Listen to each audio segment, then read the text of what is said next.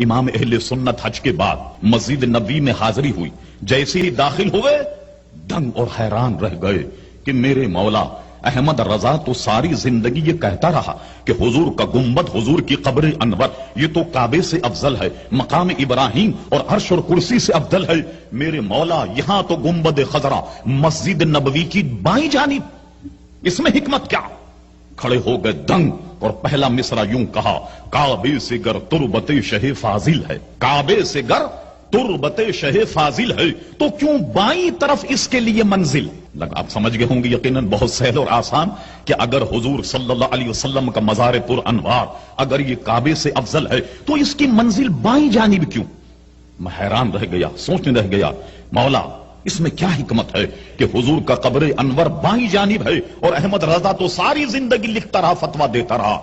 اچانک جب ذہن میں یہ عقدہ حل ہوا تو سبحان اللہ، آپ یقین جانیے تو یہ امام احمد رضا فاضل بریلوی رحمت اللہ علیہ کا حصہ ہے کہ جو اس کو لفظوں کا جامع پہنایا۔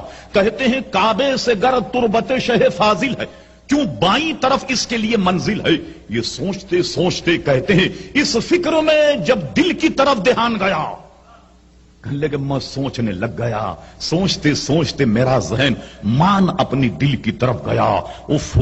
نبی کریم علیہ السلام کا ارشاد ہے کہ صاحب دیکھیے دہنے ہاتھ سے کھائیے، دہنے کو فضیلت، دہنے کو ہر معاملے میں ترجیح دیجیے، مگر یہ جو دل ہے یہ بھی ارشاد ہے نبی کریم علیہ السلام کہ انسان کے اس بدن میں ایک ایسا گوشت کا لوتھڑا کہ وہ اگر صحیح کام کرے پورا بدن صحیح کام کرے گا، وہ اگر مفلوج ہو جائے پورے بدن کو مفلوج کر دے گا، اور اس لوتھڑے کا، اس گوشت کے ٹکڑے کا نام کیا ہے؟ دل۔ یہ بتائیے صاحب، دل میں اگر خرابی ہو جائے سارا بدن خراب ہو جائے گا، دل اگر ورغرانے لگ جائے سارے بدن کا رخ پھیر دے گا، دل میں اگر فساد پیدا ہو جائے سارے معاشرے اور ماحول بلکہ بدن میں فساد پیدا ہو جائے۔ گویا انسان کے بدن میں ایک دل کو مرکزیت حاصل ہے۔